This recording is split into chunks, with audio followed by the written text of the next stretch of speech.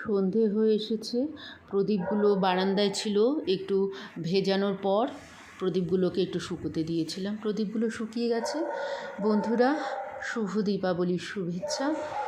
আর ফুলগুলো মার্কেট থেকে সকালবেলা এনেছিলাম। গাঁদা ফুলগুলো বেশ বড় বড়। আর কতগুলো সলতে এনেছি, 1 প্যাকেট। এবার সলতেগুলো প্রত্যেকটা প্রদীপের মধ্যে একটা একটা করে দিয়ে দিচ্ছি।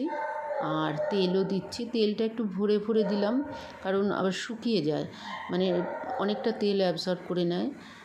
এখন দেখো ডেলিভারি দিয়ে গেল একটু ফল আর একটু মিষ্টি, যেগুলো ঠাকুরের সামনে দেব।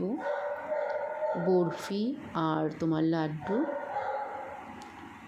এবার ফুলগুলোকে একটু ছাড়িয়ে নিলাম, পাপড়িগুলো ছাড়িয়ে এবার ফুলগুলোকে আস্তে আস্তে আমি মানে সুন্দর করে ডিজাইন করে ফুলের মতো করে ফুলের পাপড়ি দিয়েই আবার ফুলের ডিজাইন করব, করে সাজাবো।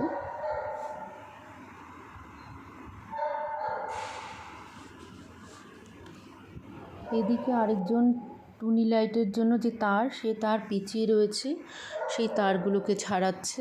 এই প্যাচ যেন কিছুতেই খুলছে না তার, অনেকক্ষণ ধরেই সে চেষ্টা করে যাচ্ছে। দেখো, এবার প্রদীপগুলো জ্বালিয়ে দিই। কিছু গোলাপও এনেছিলাম, গোলাপের পাপড়িও দিয়েছিলাম ওখানটায়, মানে প্রদীপগুলোর চারপাশে।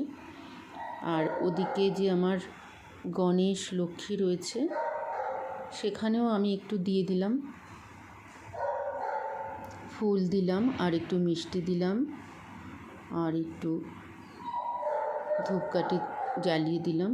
আর দরজার কাছেও সুন্দর করে ডেকোরেট করলাম। আর একটু তারাবাতি প্রত্যেকবারই আনি, একটু তারাবাতি ফুলঝুরি যেটাকে বলে। হ্যাপি দিওয়ালি।